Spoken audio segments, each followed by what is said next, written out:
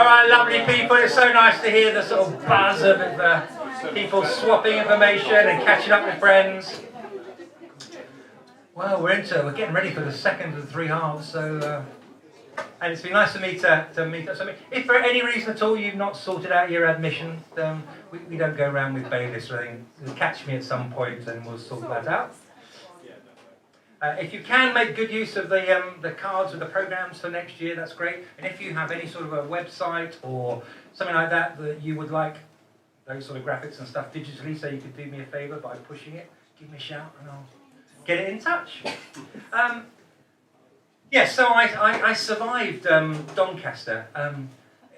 Again, I wasn't altogether surprised to find that not many people either go to South Rotherham, which is where the hotel I booked into, for their holiday. Anyone here ever stayed on the outskirts of Rotherham for their holiday, main holiday, Martin? No. I'm just beginning to feel sorry for you. Better still, though. Anyway, it was a Thursday gig. On the Monday, I went on Booking.com, one of our wonderful sponsors, and I wish they were. Did you get that on the TV? And for 32 quid, I thought, well, that's going to be a quick and dirty room, but hey, it'll give me somewhere to sleep, and then I'll be back on the road, coming back south.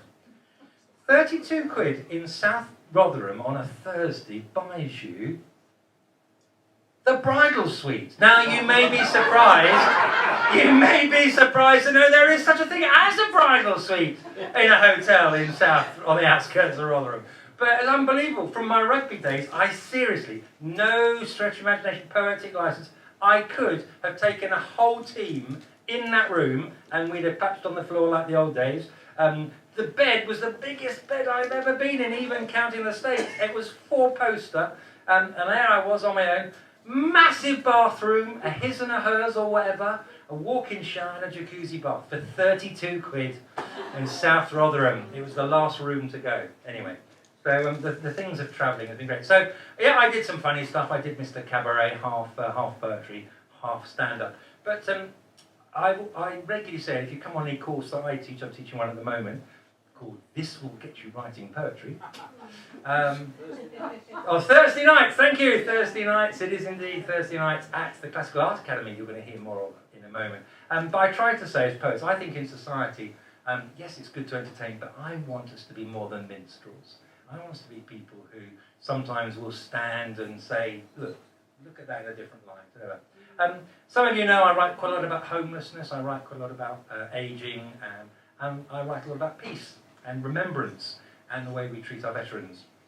So over this weekend, yesterday, I was asked to do sort of poetry in different places, and I know some of my poems were used elsewhere tonight, so I'm going to just do one poem that captures when I stood and spent the best part of the day on Utah Beach a couple of years ago. I sometimes spend, every other year I spend a fair bit of time in France and write.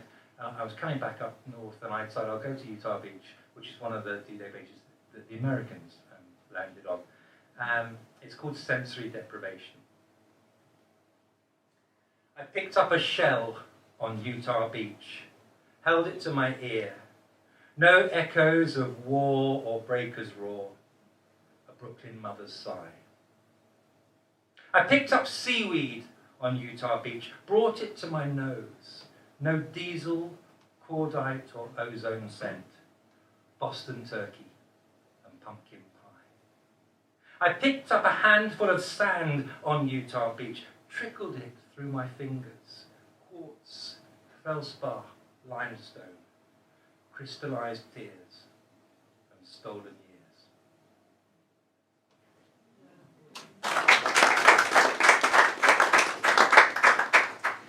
So, what do you do when someone rings up, especially when it's a really nice person and says, Paul, I don't know if you've ever done this, but how would you feel about sitting for a portrait painting session? Yeah, thank you for laughing. At least no one mentioned that used a phrase that involved the word clothes, which is what most of my mates said, anxiously, you're going to keep your clothes on, aren't you? I mean, yes, I know clothes are such a good idea. Anyway, but so I did go and sit for a portrait painting session. In your face, the teacher who said, Paul must learn to know when to be quiet, and if you could learn to keep still, that would be a bonus. In your face.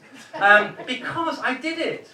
And I did it at the Classical Art Academy in Southbourne. I'm going to embarrass my friends, Martin and Rachel. Give us a wave there. Look, here they are. Martin hates me for doing that. But even though you got a nice smart haircut for doing it. If you want to find out about how to learn to paint, using the atelier method, just being with someone who's a real master and spending time there, it's a fabulous place. It's also a venue now for the poetry course I'm teaching at the moment on Thursday nights. Thank you for the person who told us about that. That was great. But have a word with them. It's a great place. It's a great place just to go and visit and see and get a feel for it. So creative. Anyway, this is the poem I was challenged to write by mates, old school mates, when they learned I was going to sit for a portrait. I did wonder, you know when people say, oh, you've got such an interesting face, Paul. It's a bit it's a bit like telling a woman, you know, you really are deceptively beautiful. Anyway, for the purpose of the poem, I've changed the gender of the artist, but the artist who painted me for, you know, all these hours, let slip, really, at one point. He said, because he actually said, I'm a bit fed up and bored with painting handsome young men who all look like models and look the same. No, thank you. Well, anyway, so there you go. But I got an amazing portrait out of it. So here we go. Without further ado, thoughts while sitting for a portrait. It's only been 10 minutes. How will I last another 5 hours? Sunny outside, forecast for sunshine and showers. How old is the artist? And what is she thinking about? Oh, me, of course. She's frowning. I hope she doesn't make me look like a horse. I'm hoping for noble with no hint of cold. Keep still, hold this position, do as I'm told. I try to remember the names of the 1966 World Cup winners. Banks, Cohen, Wilson, Charlton J, Styles and more. No wingers. Hunt, Peterson Ball. No Franny Lee, he was later. Charlton R, or Bobby if you prefer. Hurst, they think it's all over. It is now that my nose itches for the first time. Really annoying. If I have a quick scratch, will she think it a crime?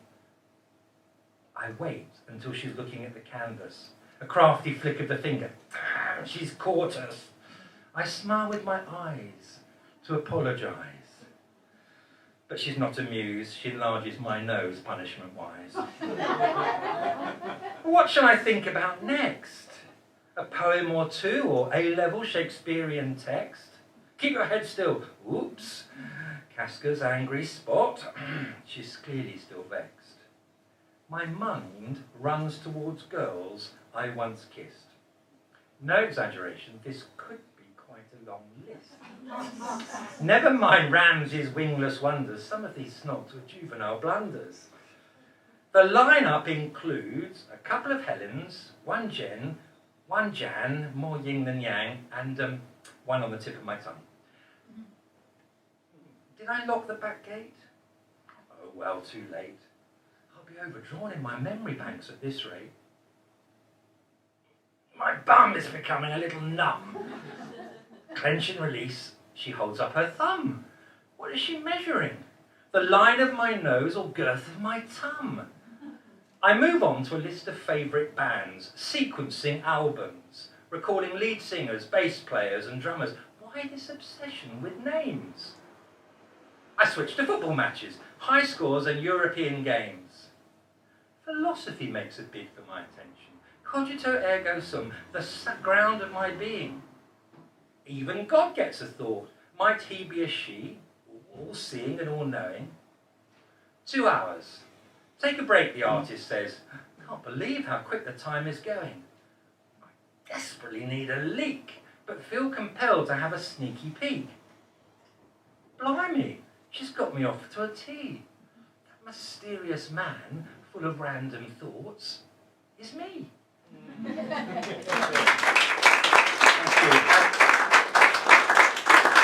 The amazing thing was that sitting there all that time, after 2 hours, I went to have a look at it. So there's still a lot of work to go on, another 4 hours on it. But I looked, I thought, wow, held up my camera to take a picture, and immediately it latched onto the face and said, "Tag Paul Canon Harris." And I was like, whoa! And the artist was quite chuffed as well. And then, because it was a demonstration day, people came to them. One woman came in, all sort of flouncy scarves and whatever, and I didn't know her, and she goes, "Oh, my dear, you've really captured his soul." I thought, wow, God, what have they added since I last looked at it? She said, "Oh, yes, I think he must be an Irish writer." And I was like, yes! So my Irish side sort of coming to the floor. I think it was probably just the hair was a bit ragged. One more from me, and a little poignant. There is someone in the room here today who's made a confession.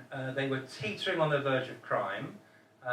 You'll know, if you know the history of this area, that we were a happy area, trading via Hengistbury Head and stuff, and then a whole load of marauding people came from the East Coast and started stirring things up. Well, Helen came from Norwich today. She saw someone with a Christmas tree up already and wanted to put a brick through their window. See, ladies and gentlemen, history repeats itself. It has to. Nobody listens. So I'm going to risk her ire by telling you a poem about Christmas decorations. When did you put your Christmas decks up? One of our 4 boys was born on the 1st of December, so we always wanted to get the Christmas tree up. That was Kathy's excuse. She is Mrs. Christmas. 2 adults and a dog put up Christmas decorations. It's not a mysterious like. A stepladder dominates the room. Legs splayed like a dancer. A singing elf scares the dog, who growls at a hideous robin glued to a glittery log. Chris is driving home for Christmas. Bing is dreaming, and Annette flying. Everything is here. Treasure trove, rescued from the loft, stowed while it snowed in March and sweltered through June. Parental treasure, artifacts, ghosts of Christmas past. Il Divo harmonise and old Blue Eyes croons. Childish gifts from sons and their kids a generation later. Garish cards, misshapen reindeer, covered in crepe paper. Cotton wool on Santa's face, all in their allotted place. So this is Christmas. Peace on earth, joy and mirth. The dog watches quizzically as they hold each other tight. Tears flow, the annual bittersweet Advent ritual. It'll be lonely this Christmas without you to hold. They laugh at themselves, wipe their eyes, don silly hats. There will be stoic fun and laughter and rueful acceptance. They are getting older. Thank you. You are so very kind. Do anyone think you're